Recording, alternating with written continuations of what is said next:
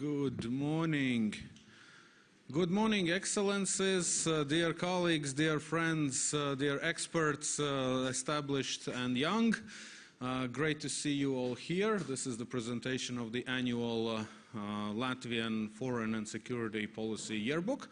This is the 2004 edition, and this is the 11th book that we are presenting. That's a long, long time ago. In a very, very nice and cozy 2013, we started this project, but it has survived so far, and we really hope that at least another 11 years we have ahead of us.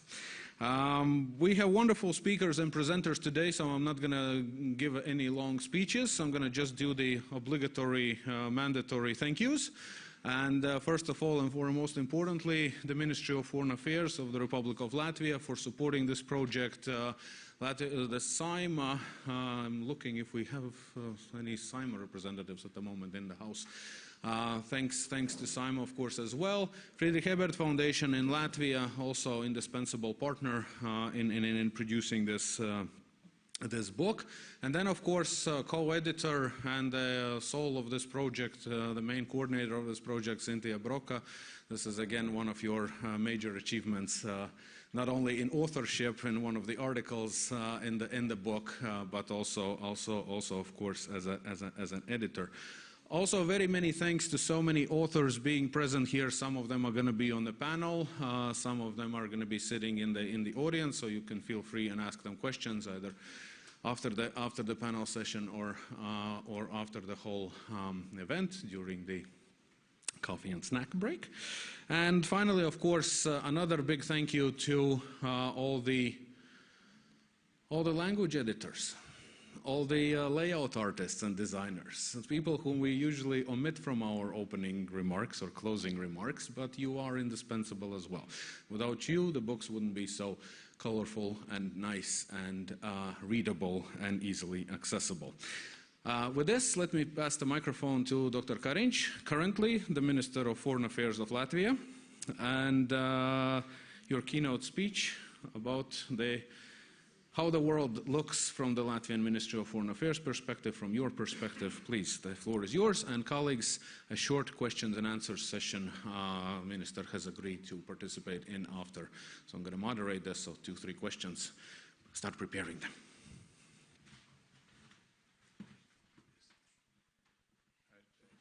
Thank you very much. Good morning to everyone. I'm actually quite pleased to be here. Last week, as you all know, was a big foreign policy week in our country, which culminated in some sense in very long debates in the Parliament that went from 9 in the morning to about 5 in the evening. Interestingly, in the debates, listening to members of the coalition and members of the opposition, we do not have radically differing views on how our foreign policy should develop, which is actually quite rare, I think, for any country to have a generally speaking unified position, no matter where one comes from in the political spectrum. And I think the reason for that is not that we are necessarily so monolithic politically in our country, but the fact that Russia is waging an outright war against Ukraine, one of its neighbors, and our country also is a neighbor of Russia.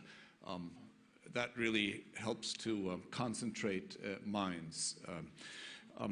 Regarding this yearbook, I have had the privilege of being able to read, I haven't read it all, just hadn't had the time. I haven't seen the print edition, but a print out I have. And one of the articles, it's somewhere around page 100. I would have, maybe as an editor, if I would have been put a little earlier. But it's by 2 authors whose names I simply cannot remember. I'm very sorry. I hope you're here, and I hope you'll acknowledge yourselves. But the general gist of the title is How to Maintain a Foreign Policy in Changing Circumstances. And I think that is the name of the game for a country such as ours. The outside circumstances are anything but calm. You know, we're reading in the news this morning that yet again now a US military installation in Jordan has been hit in the Middle East. The war in the Middle East is,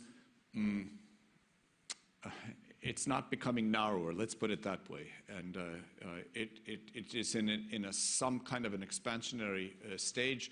The war between Russia and Ukraine there's no indication that Russia has any indication of backing down, just the opposite, that they're doubling down, increasing their military industry, increasing spending on their military industry.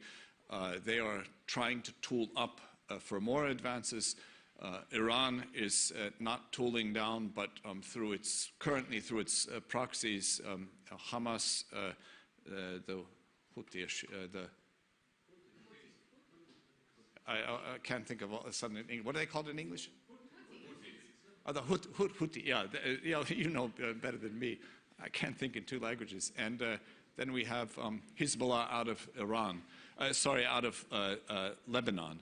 That through these proxies, the shipping in the Red Sea is being broadly, very negatively affected, and it will have price increases. It's unavoidable. Apparently now what we're reading is that in the south of Europe, large fruit and vegetable exporters are being hit because these are products which are easily perishable. They're resorting to air freight, but air freight is more expensive than shipping, which means that price of general foodstuffs unavoidably will be going up. Ironically, maybe in Europe the price could go down. If not enough foodstuffs get out, then they will flood the market, and we could even see a short-term decrease on some items, but it means a disruption. And disruptions for business are bad. Then we have the Sahel in Africa, where maybe not many people are paying very much attention to, but the trends are negative. We just saw Blinken doing a goodwill tour around the Atlantic coast, shoring up, how shall we say, support to see what can be done to have the unrest not spread down to the Atlantic coast of Africa. It is currently not isolated, but it's located in the Sahel, so south of the Sahara, north of the tropical zone. Then we have North Korea abandoning its political aim of reunification with the South, with unclear consequences. And there are analysts who say, well, this is what his grandfather did when he decided that he wanted to go to war. He made that decision. Does this indicate the same? We don't have that answer, but we understand the implications of renewed active hostilities between North and South Korea would be mildly put disturbing, if not outright dangerous, considering the nuclear threat that exists from the north of Korea. And then we have China and Taiwan, and we put into the mix the US attitude towards China in terms of trade. And you have a pretty a growing instability. Now, a country such as ours, which is grand, very proud, but still relatively small, we can exist as long as the rule of law prevails in the world. That is, when the rule of law, if it ever should cease to be upheld, that would mean very difficult times for relatively small independent countries, because how can we prevail, how can we retain our independence if there's not the rule of law? Because there is an alternative. It's the rule of force. This is what Russia is trying to do in Ukraine, to topple that. We know that there are other countries who speak of changing the world regime. It's usually coded in the phrase multipolar world. But you need to translate that. That means not a world ruled by the rule of law, but a world where, okay, you can have your law, but we'll have our law. And our law may be the law of force. So in these circumstances, it absolutely is possible for a country such as ours to continue living in relative peace, tranquility, and stability, where we are indeed living. And the key to that is the multilateral associations and organizations. So the United Nations, even though starting with its Security Council has serious flaws we can see, is still very important as an institution. We have closer to home, we have the European Union and NATO, which are actually quite functional with their challenges. As we see in NATO, we have Turkey now having ratified, the parliament having ratified the accession of Sweden, and now it seems that the last country whose parliament needs to make this step is the Hungarian parliament. Finland recently joined NATO, so NATO in this, since the war, has been expanding and will soon expand more. Securing Sweden in the alliance will greatly change and improve the security situation here in Latvia, because it would essentially make, militarily speaking, the Baltic Sea a NATO inland lake, which has far-reaching positive implications for security of the Baltics. That I've also spoken with military people about this, starting with General Cavalli, who is the head of the NATO and the U.S. Head of NATO and the head of U.S. forces in Europe. That's very positive. The European Union, we are in a state of going through, or starting to go through, another expansion. So inviting Ukraine and Moldova to have the accession talks, this is actually extremely positive, because we're talking about how we can grow and develop.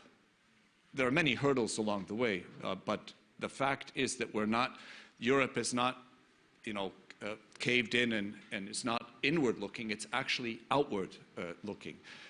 Will we need to improve how, say, the European Council operates?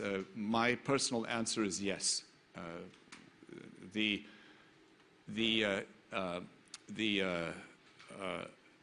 possibility of any one country vetoing any act is already problematic.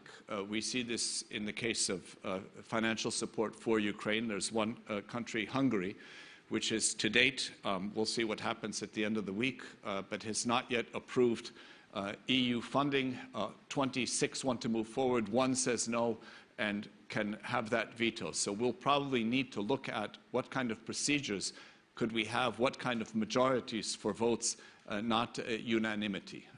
And I don't think it's a threat to a country such as Latvia. Actually, I think it's the way to make the union stronger, and the stronger the union is, the more protected we are.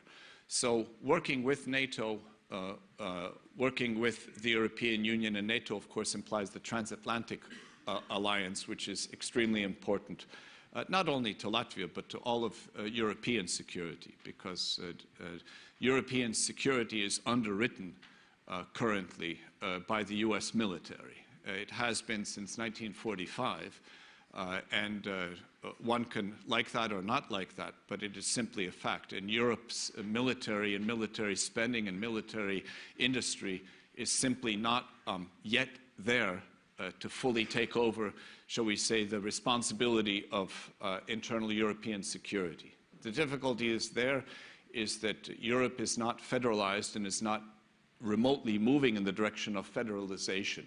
And without a federal government, it's very difficult, if not impossible, to create a united military.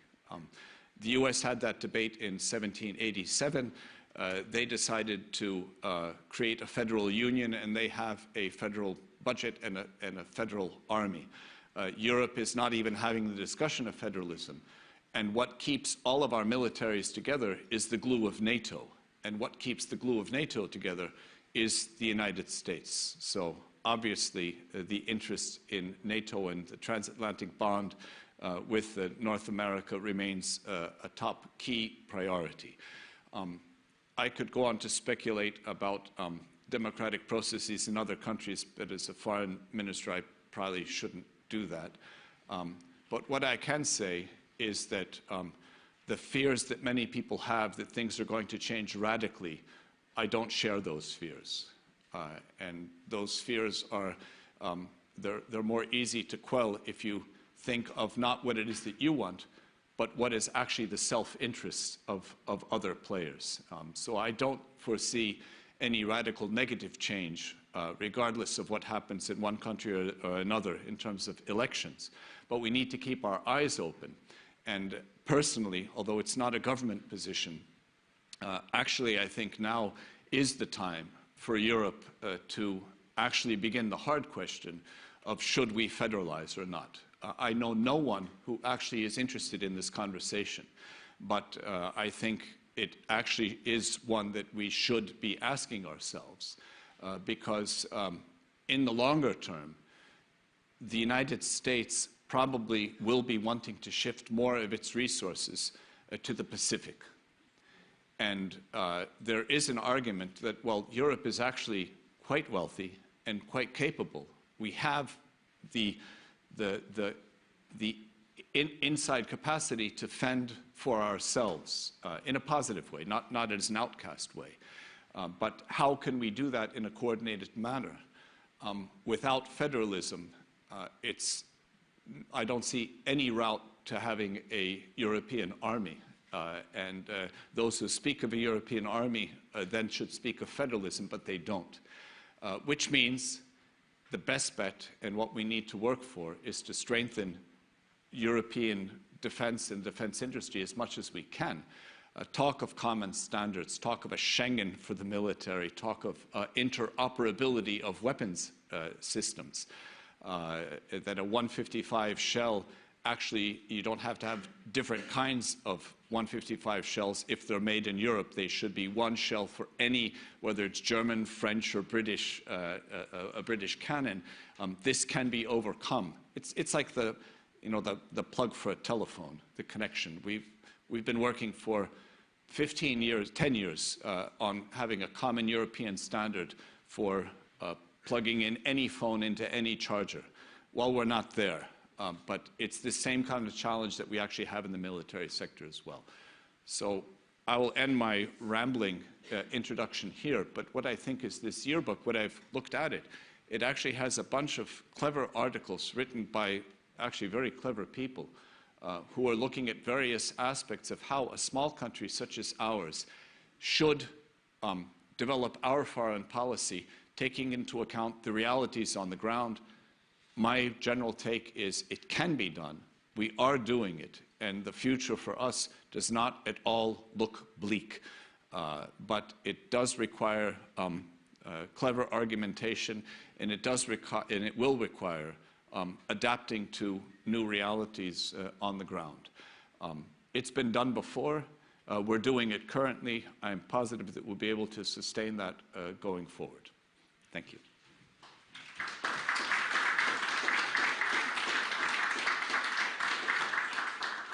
Thank you, Minister Kariņš, so much. This was a wonderful, wonderful speech and an explanation of how you see the world is going on. We have a short moment for some questions and answers.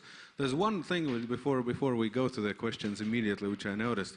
So it's rather interesting that previous Minister of Foreign Affairs on the European Union issues was more leaning towards intergovernmentalist position.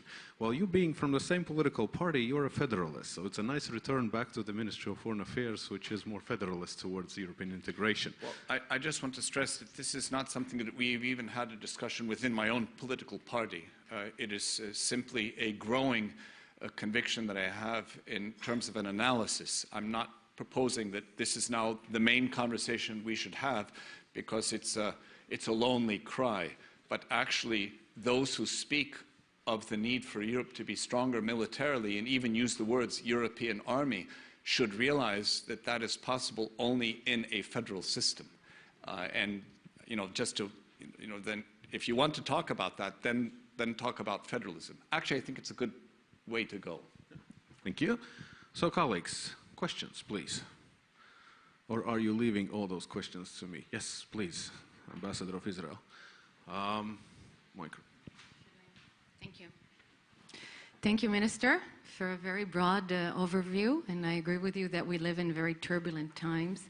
And as you mentioned, our region, extremely turbulent at the moment. And Iran is definitely behind so many actors in our region. I was wondering, how do you see, what is the best way to limit Iran's regional ambitions and its instability that it's sowing in the region? And the other question I was wondering is about, you were mentioning the UN and the many flaws in the UN, despite its importance that we all agree upon. And only recently we saw that in UNRWA in Palestine, some employees were directly involved in Hamas massacre, and therefore already 11 or 12 countries announced that they're going to suspend their funds to UNRWA. I was wondering, including Baltic states, Lithuania and Estonia, I was wondering if this is something Latvia is also considering. Thank you. Thank you very much. So there will be information coming from our ministry today that we are effectively suspending our annual payment.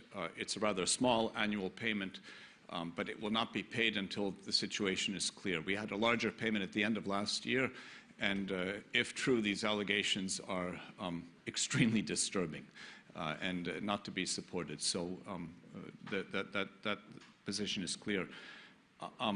You're pushing me out on very thin, +2 degree ice to make any well-informed,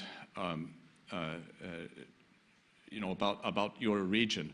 But I'll give it a shot, and it will start with my government's position. Is that, of course, there's full support for Israel, for your country. Right to defend itself. Hamas, that is a terrorist organization which outright brutally attacked your country starting on October 7th. We also lost one known Latvian citizen. I believe that was at a music festival, outright killed. But and we demand the release of the hostages, and all of these things are true and seem to be resounding quite deeply in our society as well. Having said that, we're also of the quiet conviction that the only way to have any semblance of peace and security in your region would necessitate a Palestinian state, an independent Palestinian country. Without that, it's very difficult to see what will take away the driver of terrorism.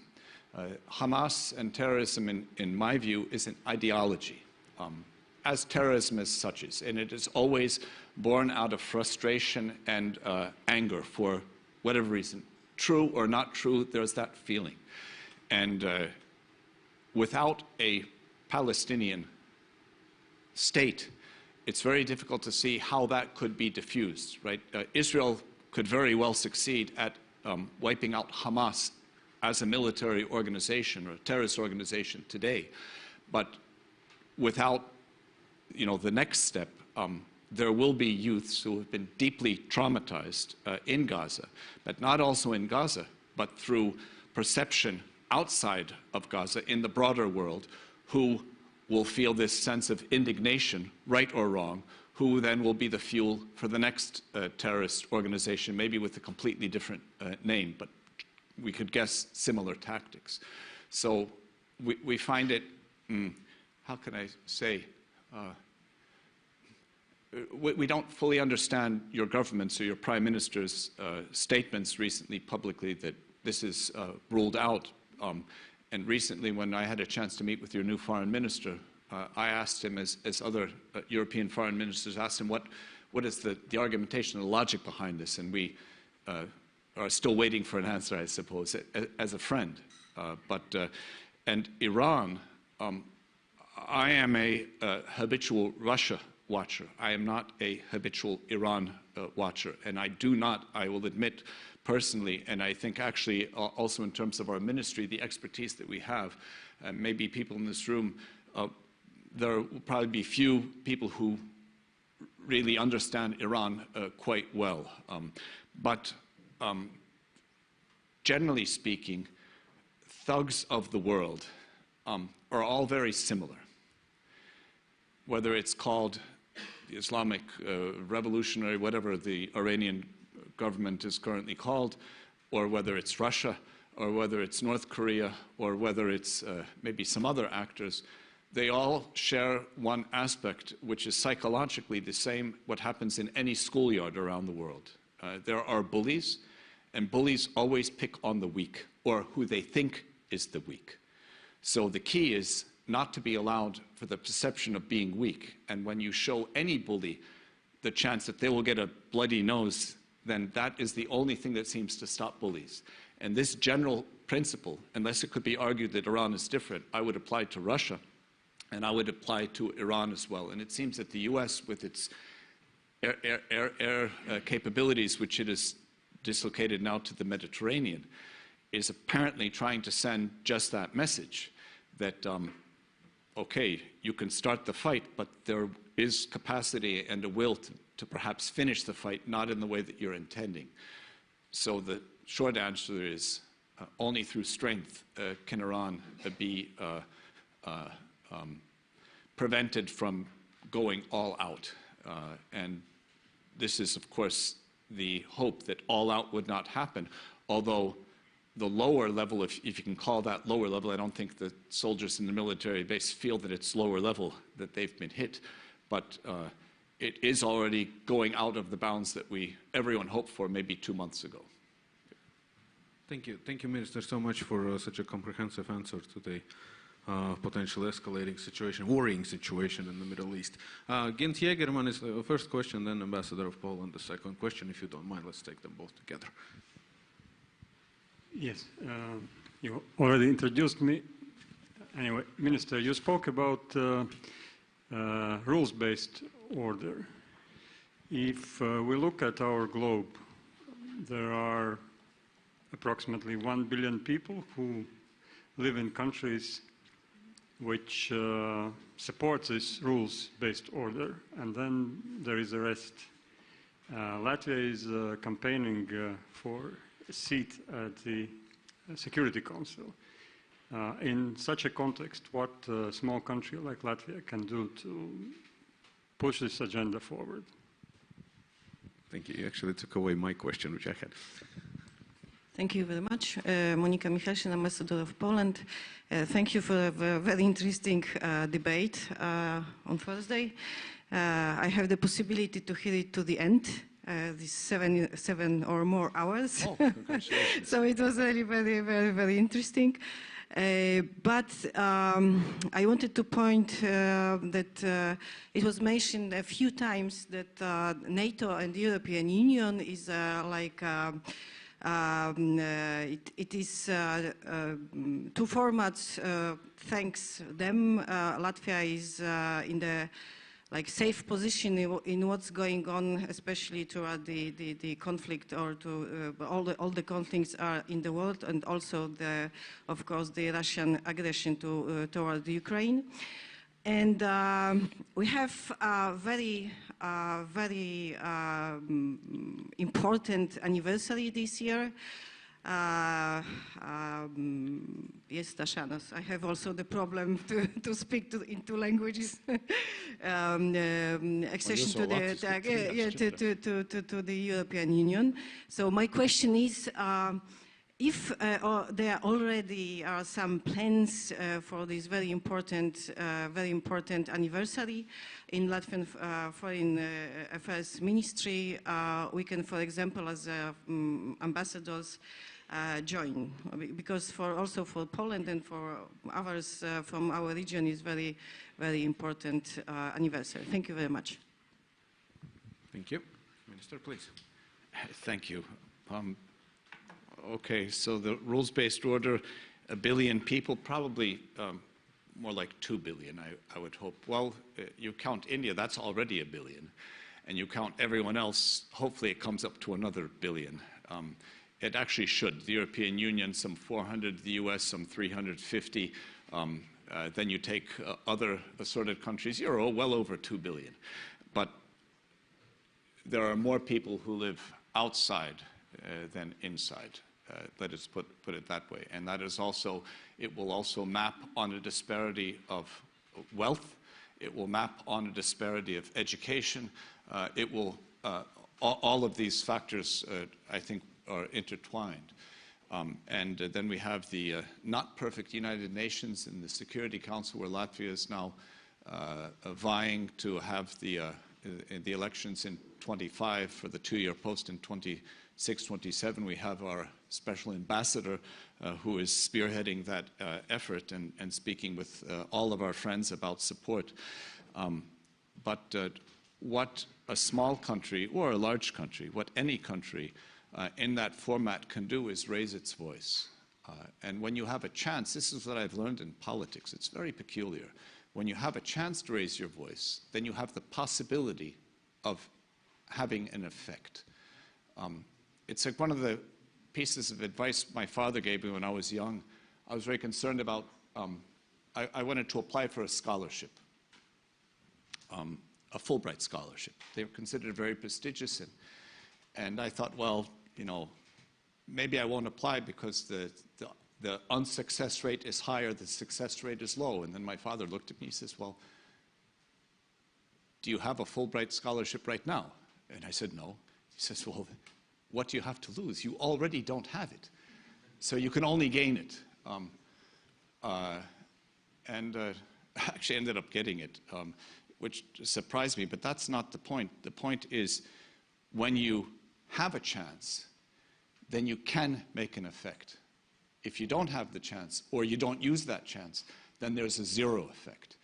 And a country such as ours has already proven that within the NATO alliance and within the European Union, our voice matters. I've experienced it firsthand for almost 5 years. I've seen how that works.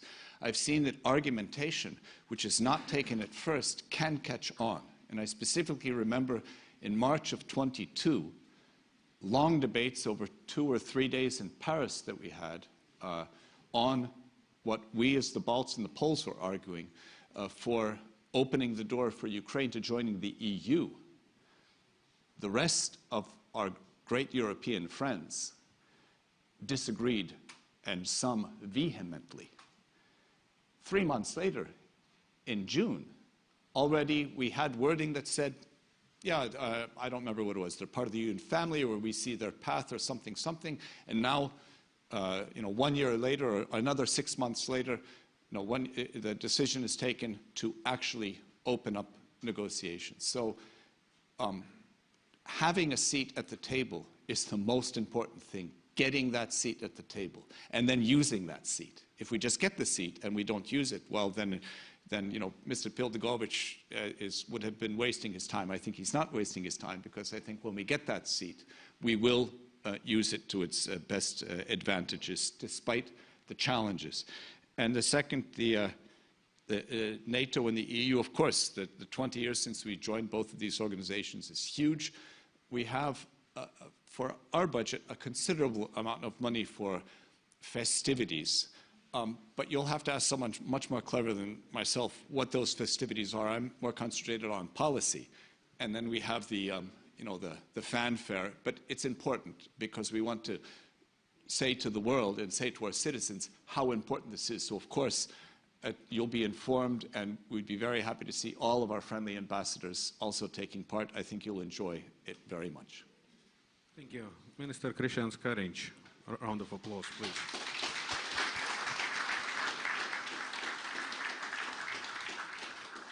I think the minister has to be leaving, but the event is not ending. So after this wonderful introductory speech and discussion, we have Reinhard Krumm, Dr. Reinhard Krumm, the head of the Friedrich-Ebert Foundation here in Latvia, and his wonderful panel to continue the discussion on the book itself. So please, colleagues. Thanks. Hi, one of you. Good seeing you again. Nice seeing you. Come on. Please sit. I take this. Hi. Good seeing you. This one is taken. The rest is okay. Good morning, ladies and gentlemen. So now comes the second part on the yearbook 24. The idea is that we have a in-depth discussion. I think the minister has given us some ideas. Questions have been asked and also answered. But we have three panelists from different professions and also from different generations. Before I start this, I would also like to thank Leah and all the people from Leah who have done this, who have done the books. Also the 15 articles, which we have heard are clever, so good for you. I come back to the discussants.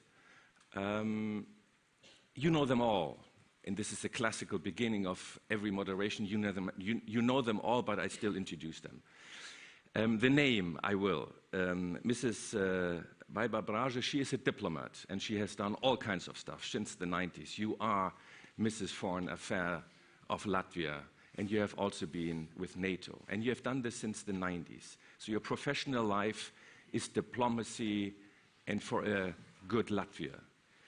Mr. Paul Raudseps is the same. He is an activist. You came as an activist for an independent Latvia in the beginning, at the end of the 80s, beginning of the 90s, and now you are a very distinguished journalist, now being managing director of IR.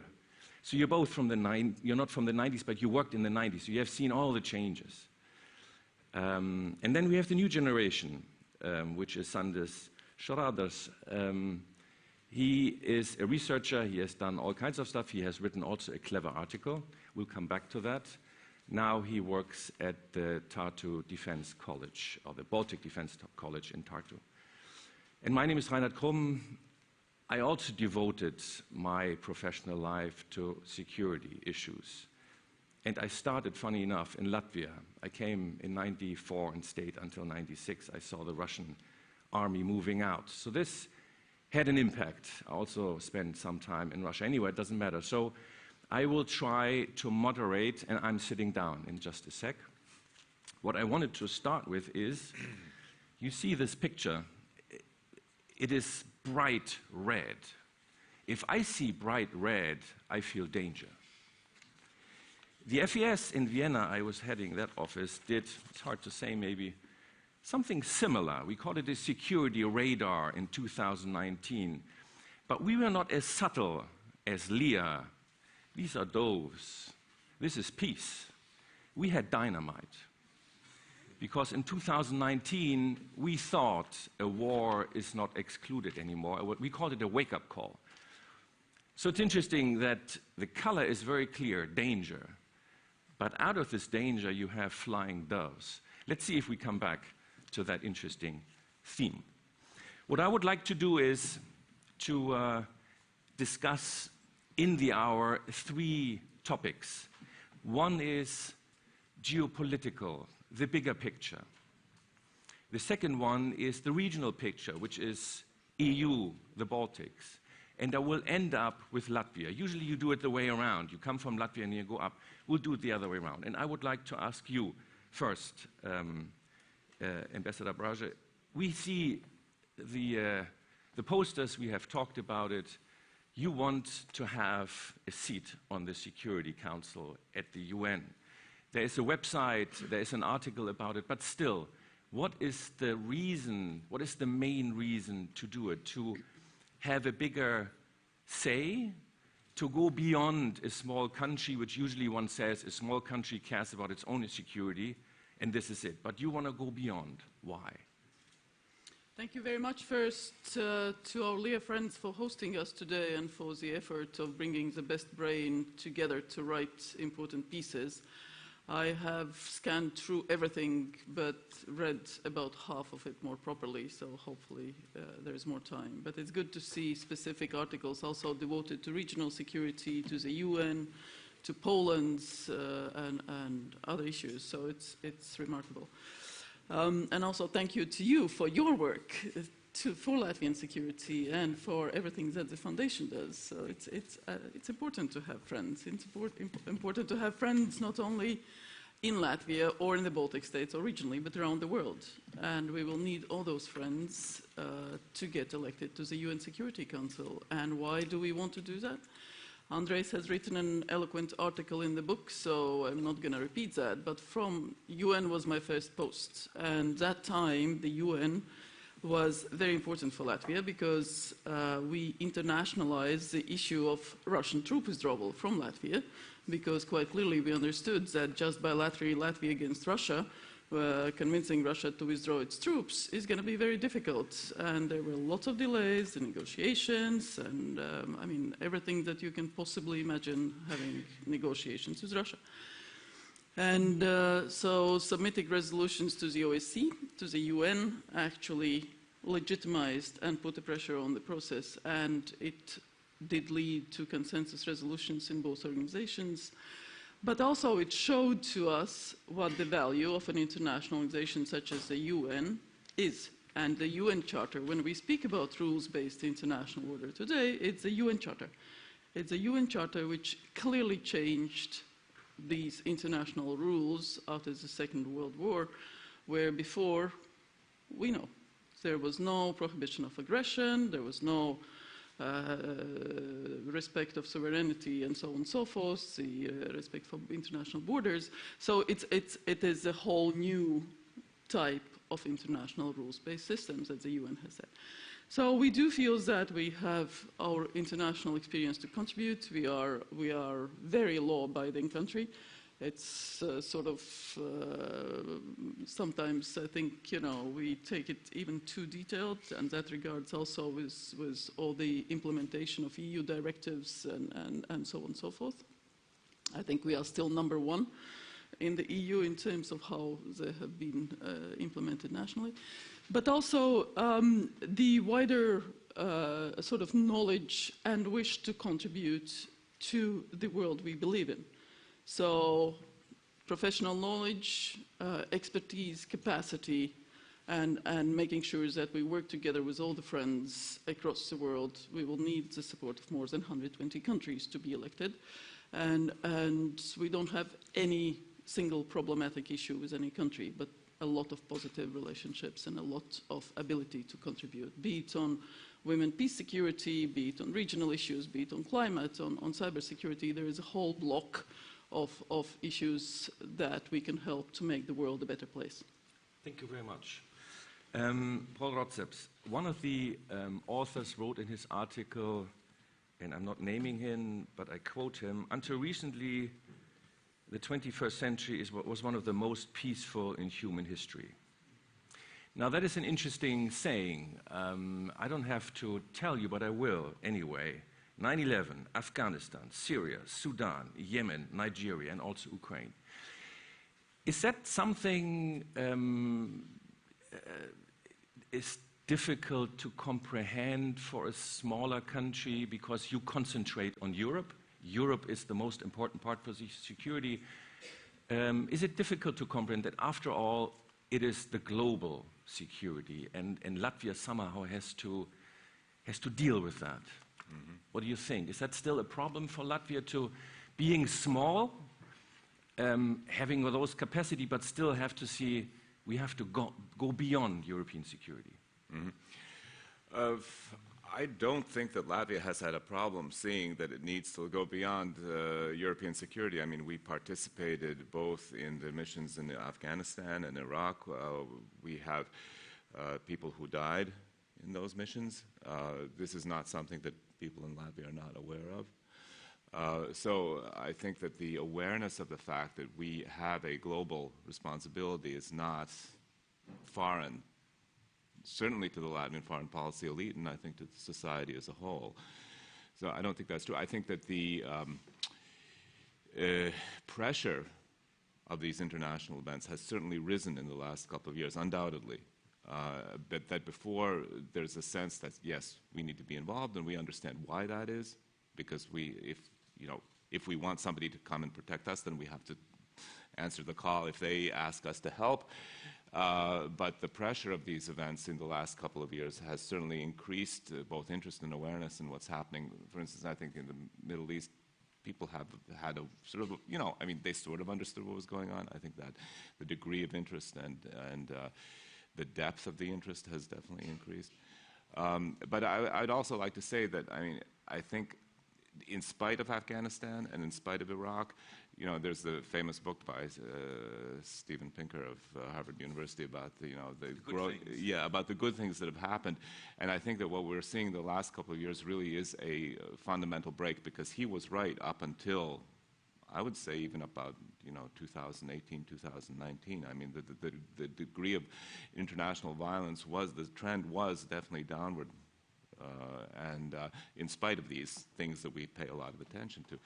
And of course, even now, if you compare, and I'm not saying that what's happening now in any place in the world is acceptable, but clearly, even now the level of violence is so much less than it was, let alone the Second World War, but I mean even in the years after that, which we can be in a sense grateful for, that we are not back in the 50s and the incredibly bloody conflicts that had to do with decolonization and so forth and so on.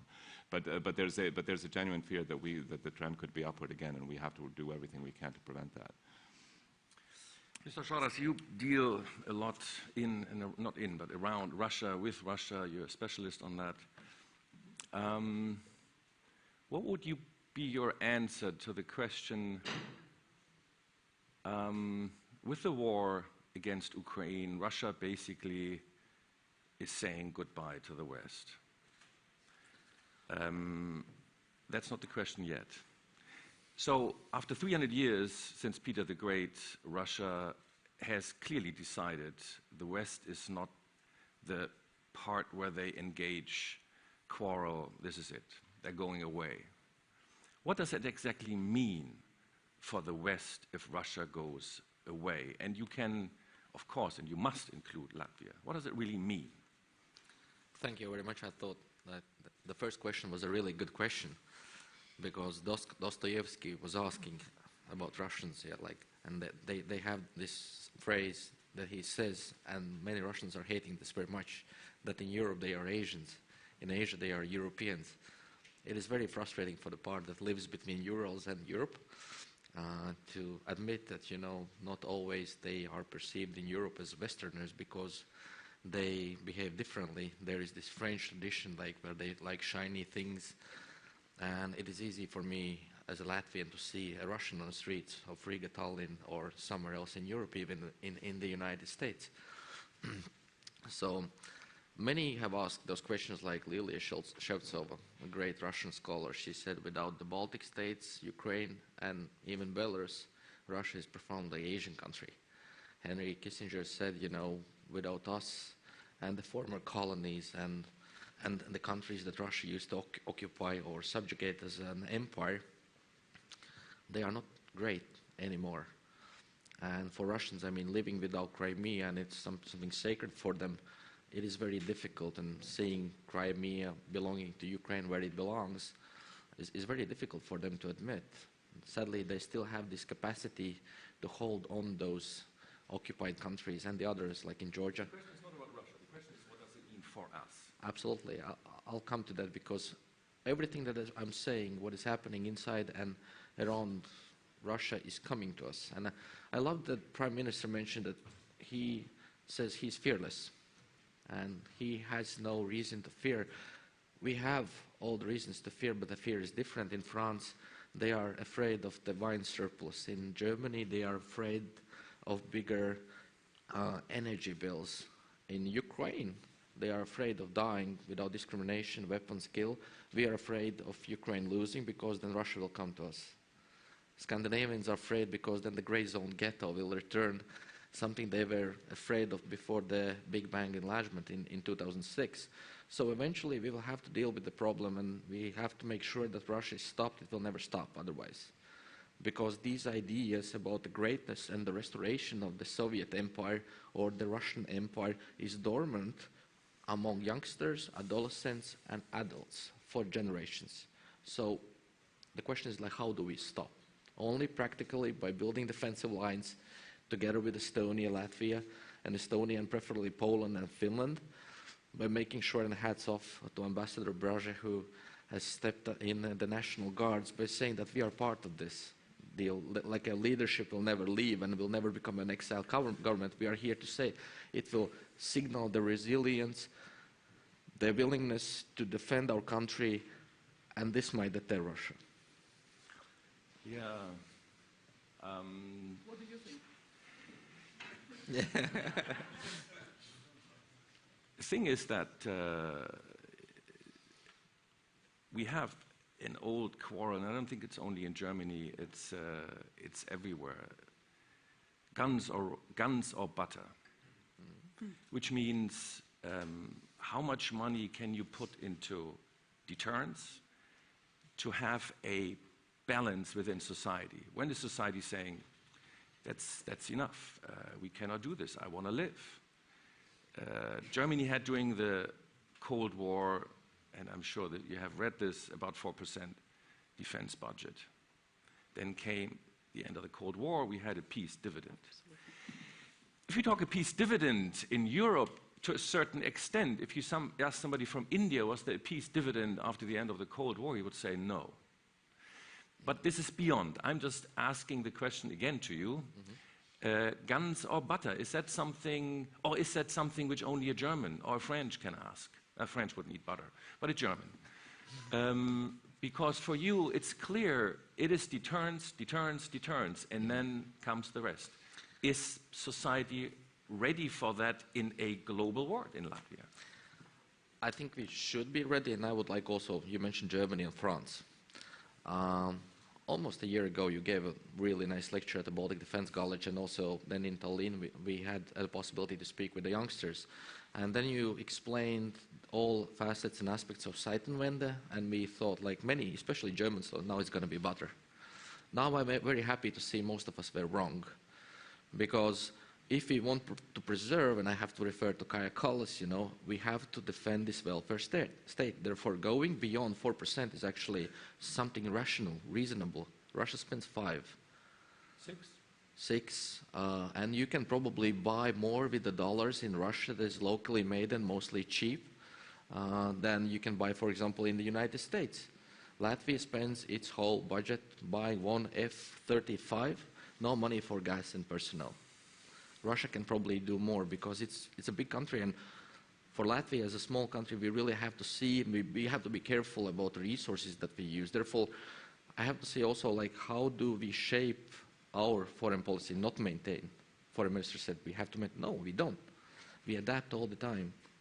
We have limited resources. I am happy to see that, finally we can see the Pan-Baltic cooperation. I would like it to expand to Visegrad, to the Nordic countries, because this is the coalition that supports Russia more than France. Sadly to say, the military support the Baltic states, the aggregate one we have sent to Ukraine, is as big as the overall support France, financial, humanitarian, and military has sent. That's embarrassing. I hope the French ambassador is not here. No. Otherwise, we would ask him out. Her. This is Braže. Somewhere in the book, there was the term sustainable EU enlargement. In other words, we heard today from the minister, enlargement is on its way. Ukraine, Moldova, I think there are also a country in the southern Balkans who would like to have heard their name, and there's still Turkey. Anyway, what for the Latvian, or for you as a Latvian diplomat, what do you understand under sustainable EU enlargement? Or would you say this is the right term, or how would you phrase it? Because EU enlargement of Ukraine is a task for the EU, which you just don't say, yeah, let's do that. It's huge. How would you describe a sustainable EU enlargement? Can I just pick a point first on the guns and butter? And we had a very interesting discussion actually last week within the ambassadors conference on what allies really have to commit in terms of within NATO to the defense spending to ensure that capabilities that we need to prepare for all scenarios should be there. NATO's defense plans, the executability of plans, the force structure, and so on and so forth. And that's between 3 to 5%. Actually, across the alliance. So that is why in the last NATO summit's decisions there is a 2% as a minimum. text, and allies agree on that. So now it's about implementation. So Zeitenwende is good. The money has to come to specific capabilities. It's just not about, you know, percentages, but actually defense industry, production capabilities, interoperability, as the minister was saying, and so on and so forth. And why I think Pulse is the best to actually reflect on that. I think Harari's articles that you published from the Atlanticist on the security versus the welfare is actually something I think we should remember. Maybe you wanna expand a bit on that. And then I will go to this sustainable enlargement, which will be very short. Please, that's great. Yeah, no, I also had something to say about guns and butter. It's a phrase that comes, I think, from the United States from the 60s, yes, regarding the Vietnam War. Even then, people were saying, you know, how much should we send to have our boys fighting in the jungle in Southeast Asia, and how much should we spend at home? Well, I think that one of the main duties right now of all European politicians and other people in positions of authority who can speak about this is to educate the public about the fact that that you won't have butter if there aren't guns.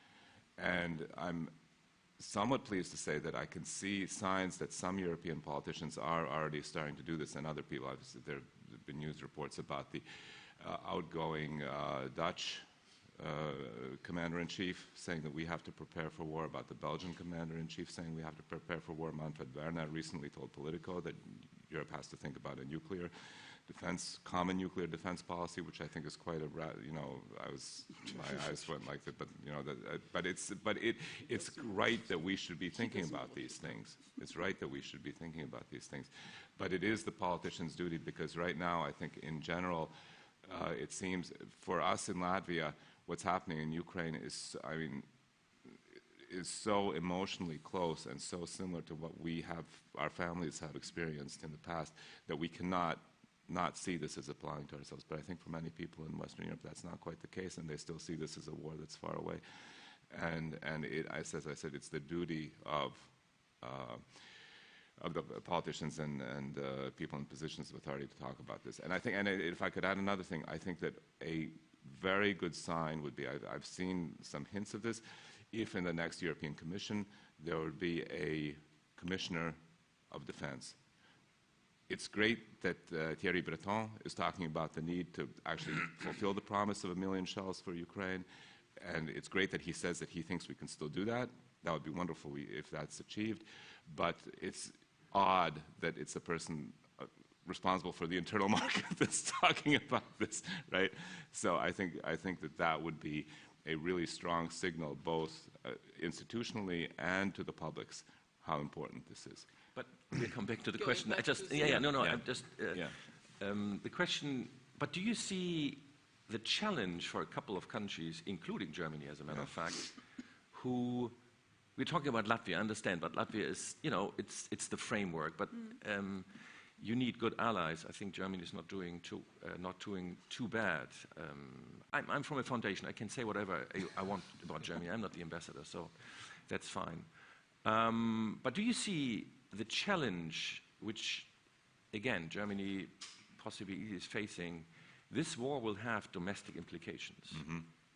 We have a party in Germany which is building on this. Mm-hmm. No war. Yeah. And this is a party which is basically anti-institutional. Mm-hmm. So something like this won't happen in Latvia for the foreseeable future because you had a different history. Is that correct? Mm-hmm. Can one say that? I think we see politicians whose sort of dog whistles are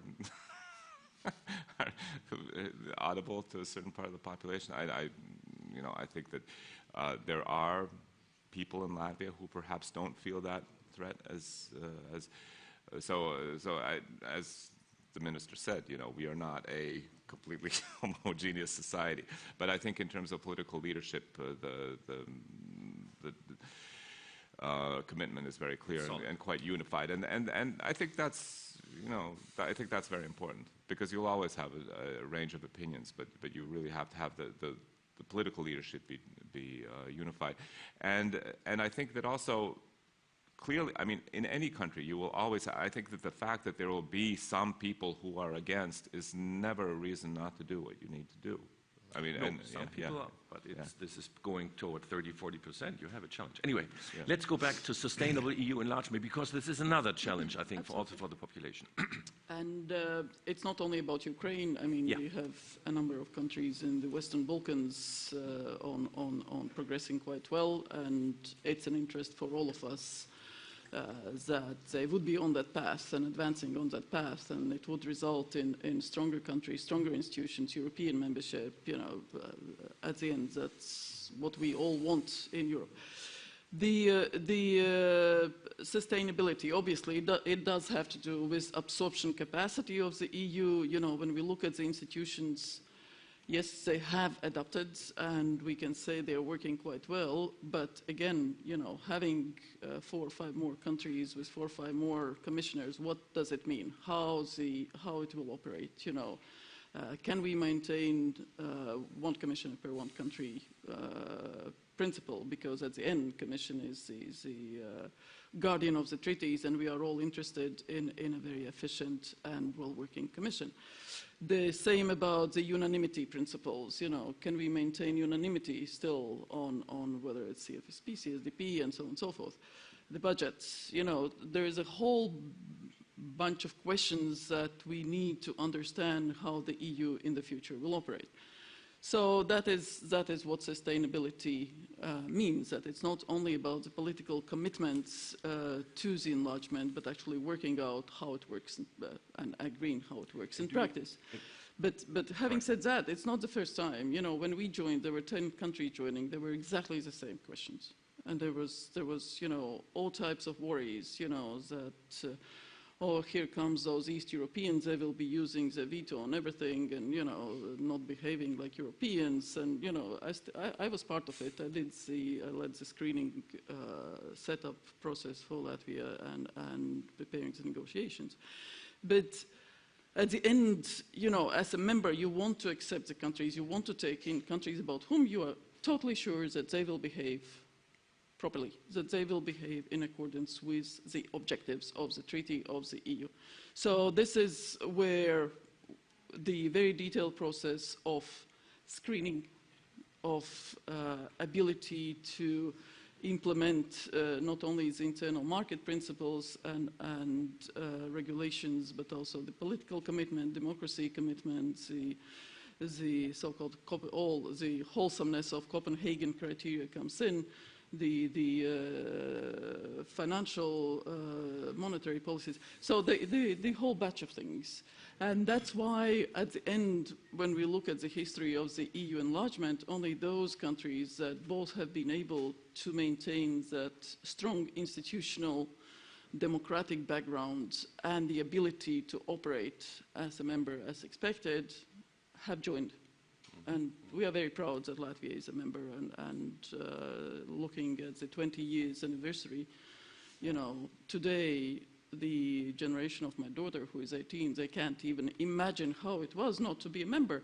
And at some moment, I remember when discussing the joining to the EU, there was only 53% majority, when we looked at the polls, a bit more than 20 years ago. So for today's generation, I think it's just unimaginable not to be in the EU. And, when we talk to them, they're like, what do you mean? We could have not been in the EU. It just doesn't work. Mr. Raudseps, you have roots in the United States. You came here in the 90s. You have seen the whole process. Would you say that as terrible as this war is, it was a moment of the EU to grow and to show that if shove comes to shovel, the EU is functioning, and that is a great thing for Latvia? Would you agree on that? The EU has done an incredible amount, and I mean, if we look at the Kiel Institute's studies about who is giving the most money to Ukraine, we can see that the EU has managed to mobilize an incredible amount of resources for Ukraine, and that has been absolutely essential, both on the military and on the non-military front.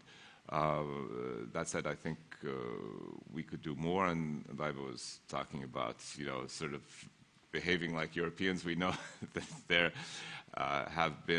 there's one country that is now blocking help to the Ukraine, which I think is, for me, it's incomprehensible, really, that that's happening. And I think that from a Latvian point of view, I think that there should be consequences to that if that continues, because this is a question of the EU's common security, and with this kind of attitude endangers the other fraternal countries, if we could call it that, right? to take a term from the past. So I think that is troublesome. On the other hand, it is only one country, so that's not bad. Yeah. So I think what the minister said about this being a time of reflection about the EU's sort of ability to mobilize resources, these periods of change are really periods where you can try to find new forms. And obviously there are dangers, but there are also opportunities. When Latvia was moving towards independence in 1989, 1990, I mean, this was not a safe time. Oh, absolutely. Yeah, it was a very dangerous time. We saw soon after the Declaration of Independence on May 4th, just 11 days later, there was a march by young military cadets on the Saima. We saw the barricades. We saw the coup in August. This was not a safe time. And nevertheless, we managed in those circumstances to achieve our goals. I think we have to look at this as another opportunity in the same way. Specifically, and also the EU has shown that it can do a great deal. I thought Foreign Minister Landsbergis of Lithuania had a very good comment at Davos, where he compared what the EU did in terms of COVID, the amount of money that it was able to mobilize, the really very concentrated work on solving the problems that COVID created. It can be done, and I think we've done a lot, but we can do more. It's also I think psychologically for Latvia is we clearly understand, and whether it's diplomatic service or armed forces or anything else, whole society, there is nobody we can delegate, our security to. Yes, we are in NATO. Yes, the nuclear umbrella, the commitments, the forces are here and everything, but it's up to us. We have to be strong ourselves, just as the minister said, the bullies pick on the weak. So I totally disagree with Sandis's premise that Russians will be after us, if Ukraine fails. We have to be strong ourselves, committed ourselves, and very clear about having those bonds with the allies and plans and everything else. So this is where psychologically I think why Balts are much more outspoken and very active and very understanding countries in Asia or countries, Pacific Island countries, of their issues, because being able to really connect to the issues and understanding what challenges they face is something that is easy for us. Coming again to you, Mr. Šrāders, you have, first of all, you teach at the Baltic Defense College, so you are, close to Lithuanians, Estonians. My question is towards the Baltics. Landsbergis was mentioned, a very outspoken Minister of Foreign Affairs in Lithuania. Recently he has said, he's saying a lot of things, but he has said on this particular issue, we will support Ukraine whatever it takes. I'm sure you discussed that at the Defense College. What does that mean, whatever it takes? And as long as it takes. But whatever it takes, what does it mean? It is very, very difficult to elaborate on this, basically trying to understand what Ukraine needs, because we cannot give everything. The Baltic states, we are small. And especially in terms of the military, because that's the first thing, urgent need that they need. The shells, 155 is kind of like already over-discussed topic among the future military leaders in the Baltic Defense College. You know, it's like, where do we get them when we need them? Where do we stock them to make sure we have enough supplies of something? And is European industry capable of delivering now and whatever we need to defend ourselves and also to support Ukraine?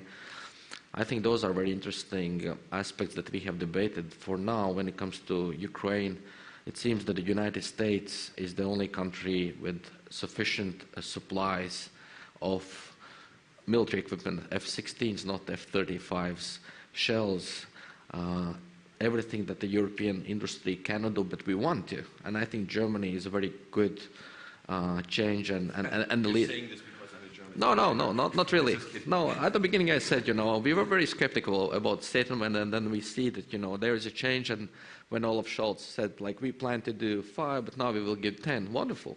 We should do the same here in the Baltic states, everywhere in Poland. I think this is a good message for the Americans who are saying we are giving a lot, but then Europeans are doing the same.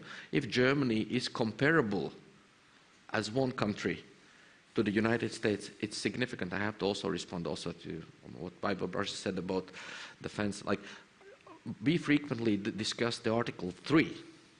When it's enough, because we have to be resilient, we have to deter, we have to be ready to defend ourselves. I think investing in our own capabilities is insufficient. And Richard Holbrooke, when he described NATO to us non-members, when we were aspiring to, they said, America will be there when you need it if you will be a good ally, if you will follow. And we have Iraq, Afghanistan, all the missions where Americans are going, but we also have to be capable and willing to defend ourselves first when Russia turns against us. And it's not a question if, it's when, if Ukraine loses. I understand, but whatever it takes is dramatic. Whatever it takes is more than that. Does it, just a sec, yeah, does it mean no matter what the consequences are? I want to press on this because, you know, you can say this, but what exactly does it mean? Where do you, yeah, please you, and then I'll go back to you. Yeah. No, just a second, here, and then you. Again, for us, we have pretty much sort of set that those lines of efforts, both within the EU, within NATO, nationally, and it has never been about how long it takes. It's actually what is necessary for victory, and that is, I'm sure, what Minister Landsbergis means. And that requires large international political consensus, this international rules-based system where we see that countries in other continents might not necessarily adopt restrictive measures or sanctions, but when it comes to the vote at the UN, they stand up for those international principles. The fact that Russia has not been elected in ICJ, in the IMO, and so on and so forth, in all the international organizations where it has always been in the leadership or in the councils and so on and so forth, shows a very clear judgment and political unity internationally on this understanding what Russian invasion has done to the rules-based system. Second, military capabilities that Sandis and others have spoken to. Absolutely, Ukraine needs a whole set of military capabilities. It has received a lot. It also requires training, and it will continue for as long as the military operations are ongoing, as the war, Russian war is ongoing. So that is, again, something that is a track. Not everybody in the world is supplying Ukraine, but we have seen now Greece is giving, you know, parts of its old equipment. Australia has given. So there's again, the whole set of capabilities that need to be provided. The same also on Ukrainian own defense industry. They are producing quite a bit, and they can produce more. They do need the air defenses to make sure that wherever those production facilities are based, that they can continue doing it. They need drones. Currently, from publicly available information, it's 50% artillery, 50% drone warfare. So it's a lot in that respect that we can still provide. So we just, you know, sort of go through step by step both the big political sort of line of effort, restrictive measures, and in the EU that what ministers said also in the debate, that will be the priority for Latvia, making sure not only that there is a new sanction packet, but that the existing sanctions are not avoided, and that they are implemented by the EU members, implemented internationally, working with the US, with the OFAC, and so on and so forth, to make sure that Russian military capabilities are not reconstituted in the near future. Okay, Mr. Šrāders. I would like to add a little bit, like for us, for the Baltic states, I think what he says also means the convergence of the foreign and security policy. I love to actually indulge the foreign policy, like the report, because we do this, but eventually it's about the support of the Ukraine, and most of the support, especially the most urgent one, was coordinated by the Defense Ministry. So we finally coordinate on that.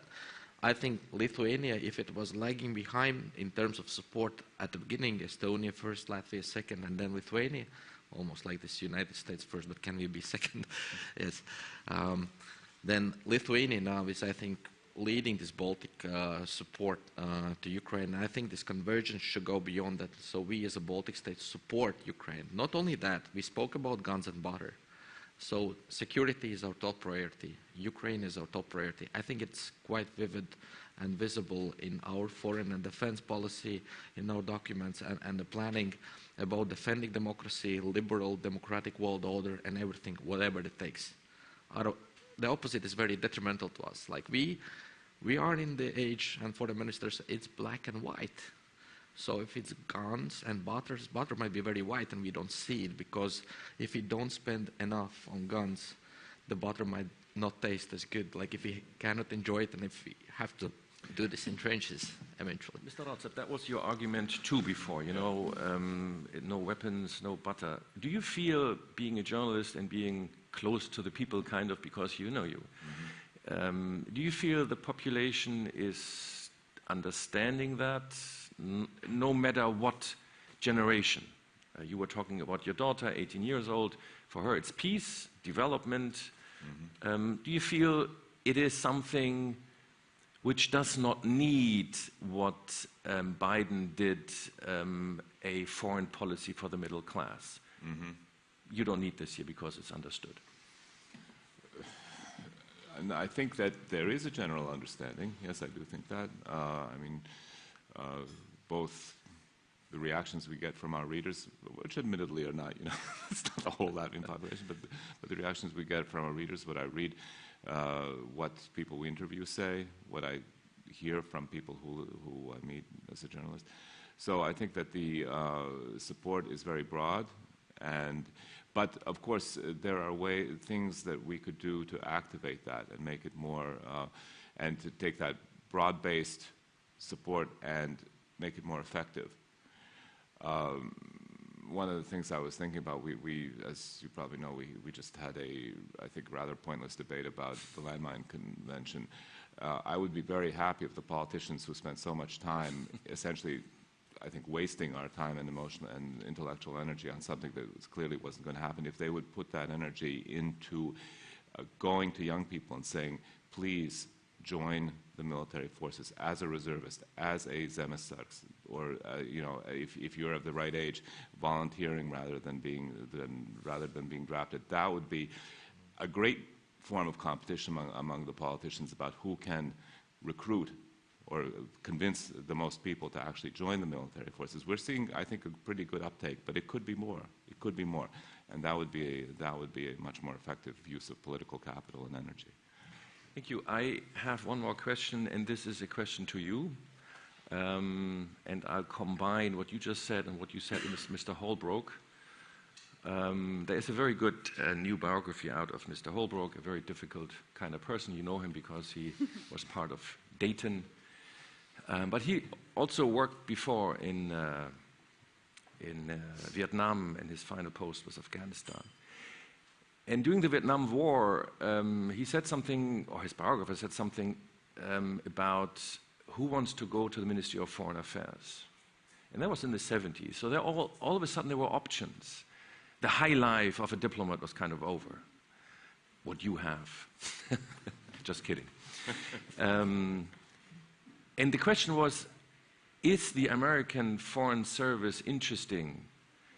Aren't people going somewhere else? They want to earn money, they want to do different things. So my simple question is, Do you in Latvia have a feeling that because what's happening in the world, you have more application to come to you? Do you get the brightest and the best for the Ministry of Foreign Affairs, which seems to me, and also the Minister of Defense, of course, important ministries because they're shaping a lot of things in Latvia.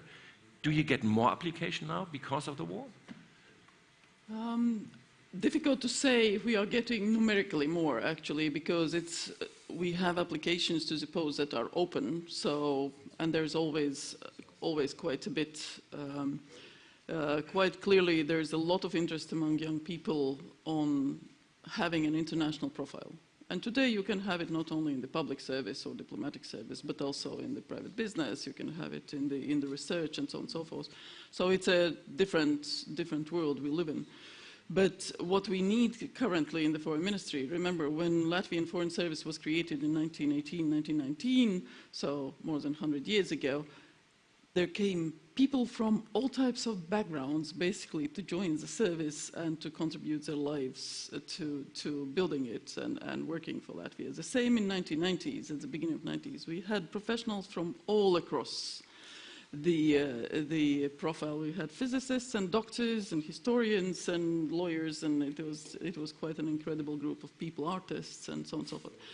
Today what we see, it's mostly people straight out from the universities, students, political science, international relations, some economists, some historians. So we need that diversity, we need that maturity. I think that would be one thing for the Foreign Service to make it easier to join when you are already quite an advanced professional and contribute at least part of your life to the Foreign Service. I think it's difficult in terms of regulations, but I think I would argue for the ability. Second part would be also to have a possibility of secondments or switches with the private sector. Because again, when you look at the three pillars for our Foreign Service, security, security, security, second, economic growth and welfare, and the third, defense of our citizens' interests, both nationally and internationally, that economic pillar is very, very strong, but not necessarily we have that experience. What does it mean to be in the private sector and how is best to work in it? So I think there are those types of practicalities that would make our Foreign Service even more effective, efficient than it is now. But it's great for me to be back after being at NATO and rejoin my original family. And it's, as Isaiah Berlin in his Hedgehog and Fox, you can choose your profession. You can go deep into one and become a very deep specialist into one branch of activities, or you can be a fox and, each 3-4 years do different things, and the Foreign Service provides that. So young people here, please. Okay, we have time for a couple of questions. Anybody? 2, I would say. No, you already had a question. I'm coming back to you, but first, somebody new. No. Yes, please. Yes, good morning. Introduce yourself, please. My name is Liga Rudzāne. I'm international relations student in Riga Šrāders University. So, Kaja Kallas announced that countries of contact group on the defense of Ukraine should spend 0.25% every year for help of Ukraine. Do you think it's achievable? We collect. Yeah, there was a question right there. Please. And there's Hi, Justīna Elferta, Latvian Institute of International Affairs. My question is somewhat one that's been creeping up for me since the foreign minister's remarks earlier today, because by education I'm an EU law lawyer, and what I've been hearing a lot of here today is a lot of what I would almost call sort of wishful thinking, in the sense that it can't be achieved unless we have a change of treaties in the European Union. And that to me is almost like opening, and here I could use all the possible metaphors, whether it's the Pandora's box, whether it's poking the bear, and so on. And up until now, it's been a discussion that's somewhat been avoided because of this.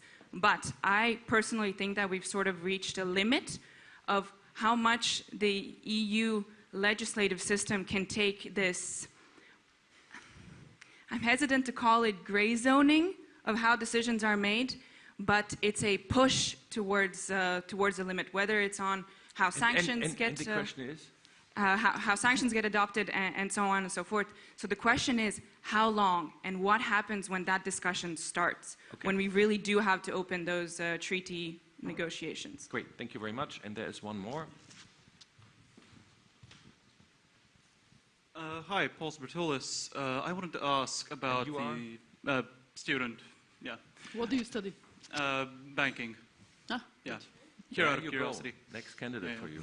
Didn't expect to be surrounded by ambassadors, but anyway. My main question is about the security implications of the Latvian demographic crisis, because this has been identified as an actual security threat. I mean, 20 years ago we joined NATO. Time is moving fast.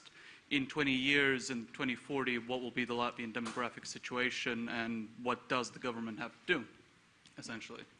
I would suggest that Mr. Šrāders starts, take whatever question you want. He has 3 children, he can answer that. And then Paul Raudseps, and you have the last word. Go ahead, take whatever you want. Thank you very much, because we are going towards security issues, and I have to also manage for the MA thesis of the future Baltic and allied leaders. They will be defending today in the afternoon, so I have like 30 minutes to manage to decide.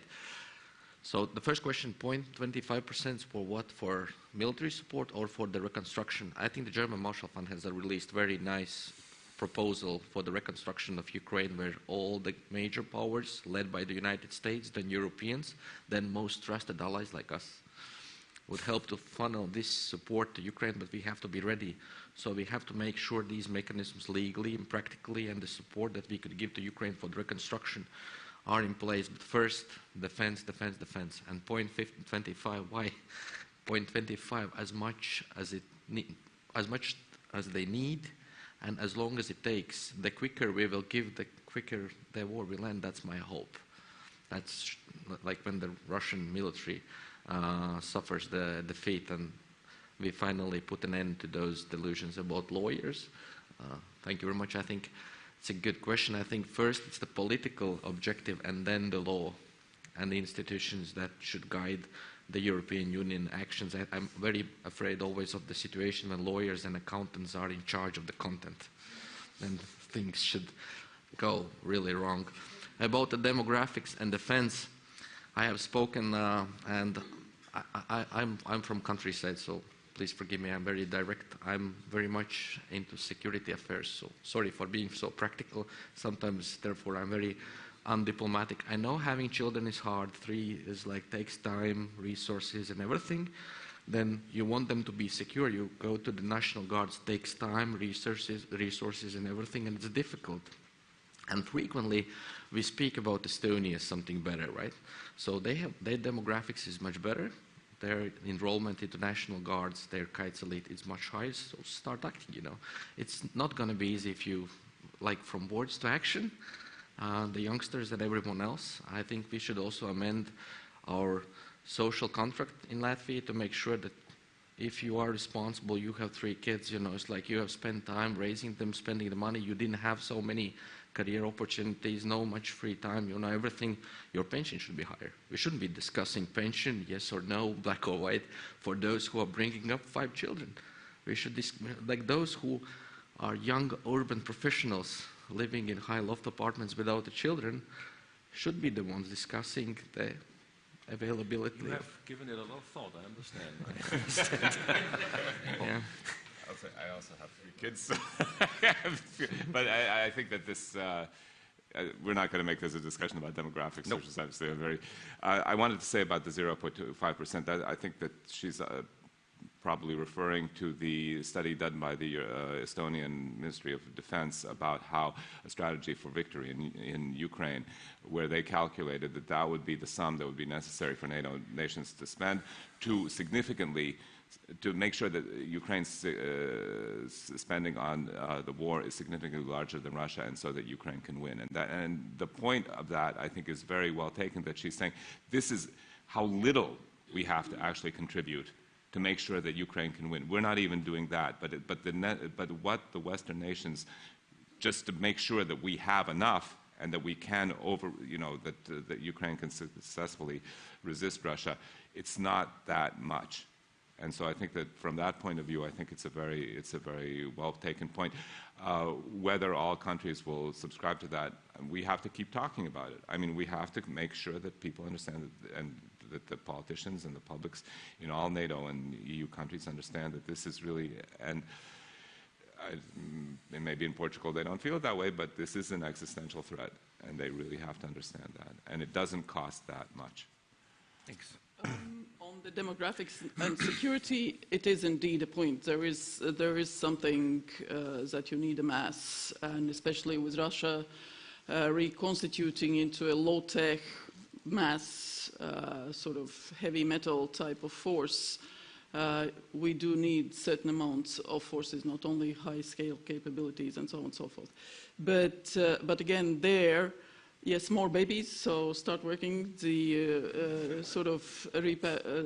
have a lot of people abroad. So last year we had a positive number, actually, of people coming back. There were several thousand from what I saw, which was the highest in the last years. And so we just have to continue that. And with the income growing, national income growing here in Latvia, that will happen very naturally.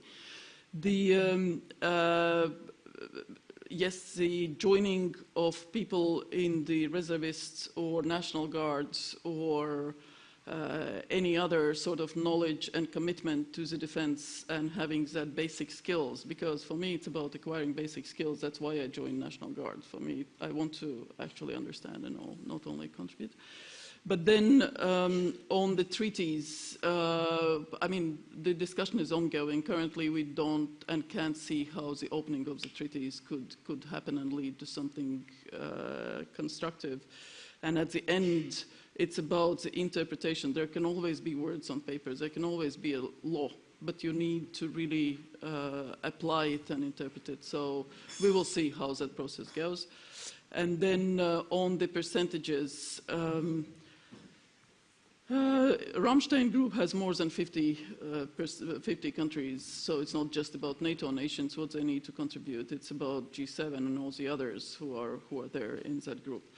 And that's what Prime Minister of Estonia referred to. But it's also the understanding that by ensuring that very small number, it's actually commitment to their own security. I think that link really needs to be made.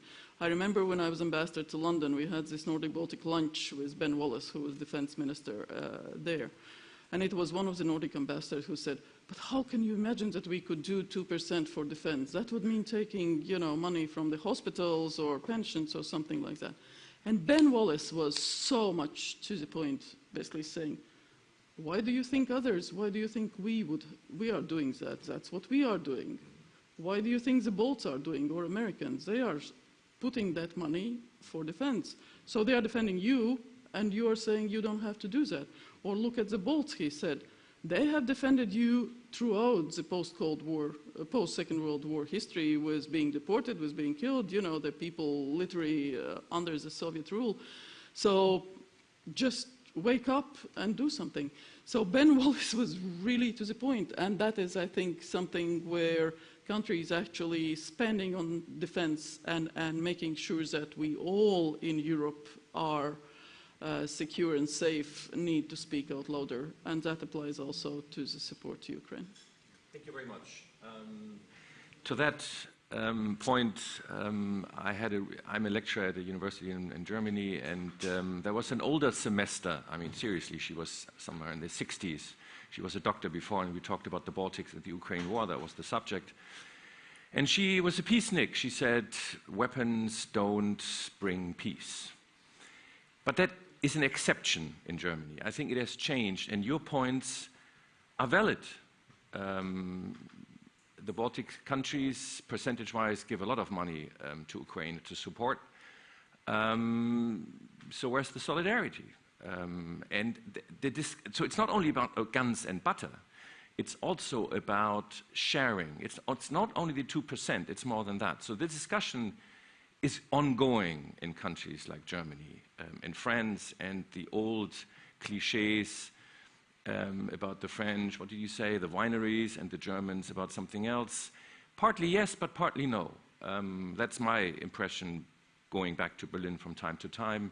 It has changed, and it's changing because the threat is not going away. That is understood. It's not something, it's there, it goes away.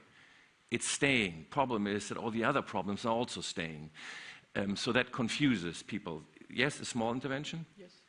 It's guns don't bring peace, like vaccines don't bring health. It's vaccination, and it's a mindset of defense. I agree.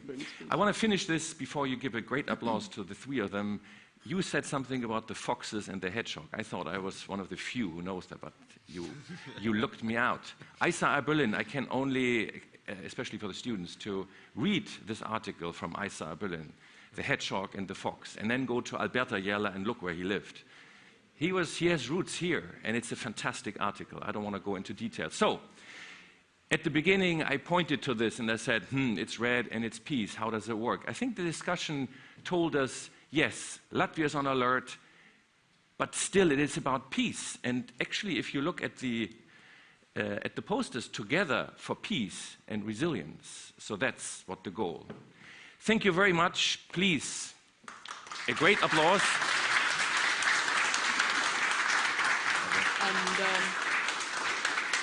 And as the French apparently are not here, I would like to say that French bashing is totally inappropriate. They are doing very well on defense and security and are great contributors. There is a little buffet, so if you want, please go ahead. Thank you. It was great. Always.